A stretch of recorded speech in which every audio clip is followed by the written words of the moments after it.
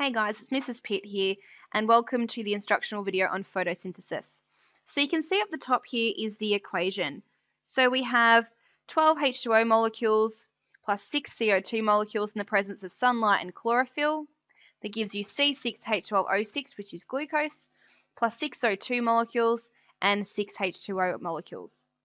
So you notice that there is a color coordination. So the green represents the inputs and the outputs for the first stage, or the light dependent stage, and the green represents the inputs and the outputs for the second stage, or the light independent stage.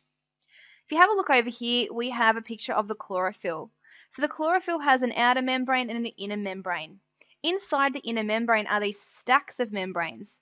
These membranes are called thylakoid membranes, just still the same structure as a normal membrane with the phospholipid bilayer, but these membranes are stacked on top of each other to create a pancake type structure. And this structure of all the membranes joined up together is called the grana. And you can see here that the grana, or the thylakoid membrane, is where the light dependent stage occurs. We then have the stroma. So the stroma is the space surrounding the grana. It's full of fluid and enzymes. So this space here just surrounding the grana, and that's called, this is called the stroma. And it's where the second stage of photosynthesis occurs. So as I said, there are two stages. There is the light dependent stage and the light independent stage.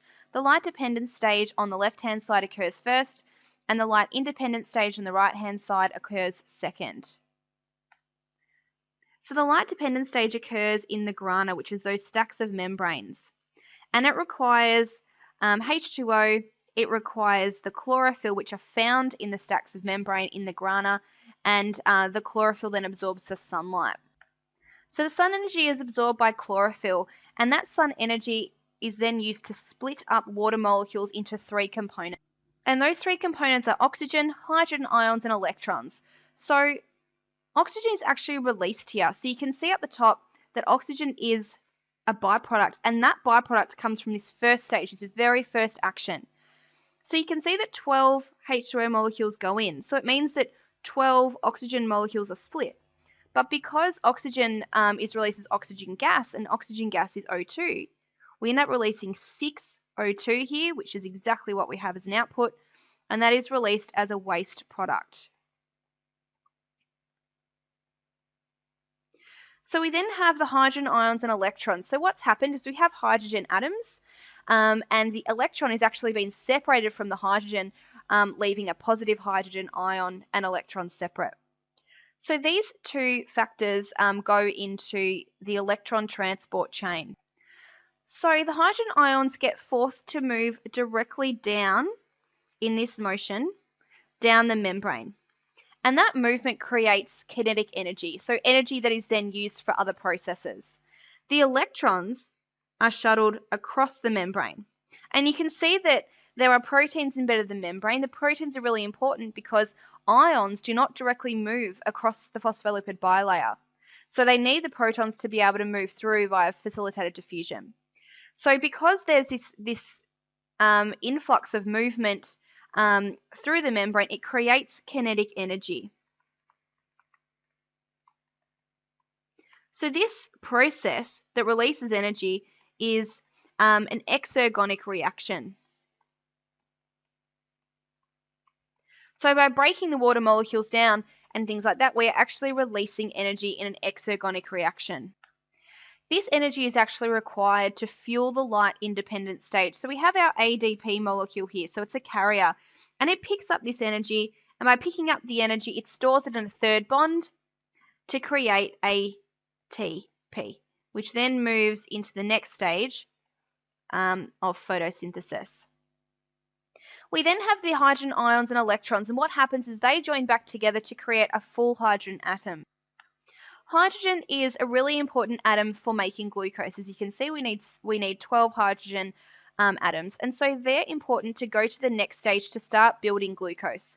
So we have another carrier molecule called NADP. And what that does is it comes and it picks up the hydrogen and becomes NADPH, which then goes into the next stage with ATP to help build glucose. Now we are in the stroma for the light-independent stage. So the light-independent stage, as we can see, relies on the ATP from the first stage to actually drive it. So if it relies on ATP, it means that it is an endergonic reaction. It's also an anabolic reaction because it is building something quite complex, so glucose, from quite simple molecules. It also relies on the NADPH because the hydrogen is essential to build that glucose, which is what we said before. So this particular process is a cycle, and it is called the Kelvin-Benson cycle after the scientists who discovered it. So CO2 that can be gained from the atmosphere or as a byproduct of cellular respiration enters into this stage. Carbon dioxide binds to a 5-carbon molecule that is already in this cycle. And this 5-carbon molecule is called ribulose biphosphate. The way that the carbon binds is through the action of an enzyme called rubisco. And that is involved in carbon fixation, which means the carbon of the CO2 fixing or binding to this 5-carbon molecule called ribulose biphosphate. So the fact that we have a carbon dioxide there, or a molecule that has 1 carbon binding to a molecule with 5 carbons, means we get a 6-carbon molecule. Now this 6-carbon molecule also has oxygen because of the oxygen found in the carbon dioxide. So this 6-carbon molecule is incredibly unstable, which means that it breaks down into 2 3-carbon molecules that is much more stable. Now, in order to make glucose, we need to gain a hydrogen. So this is where the NADPH from the previous stage comes in. So it drops off its hydrogen to this 3-carbon molecule, and then it becomes NADP again, and then it goes back to the original process to pick up a hydrogen, and it's a bit of a cycle. So this molecule now has oxygen, carbon, and hydrogen, which is exactly what we need to make glucose.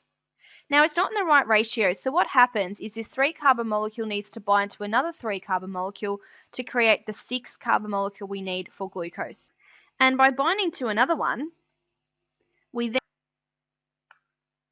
create glucose here, which is the major output for the process. Now, because it is a cycle, we also need to make sure that ribulose biphosphate, this 5-carbon molecule, is always in the process. So sometimes these 3-carbon molecules will go back in to rebuild that. And that is the process of photosynthesis. So the 2 stages, as we said, are the light-dependent and the light-independent.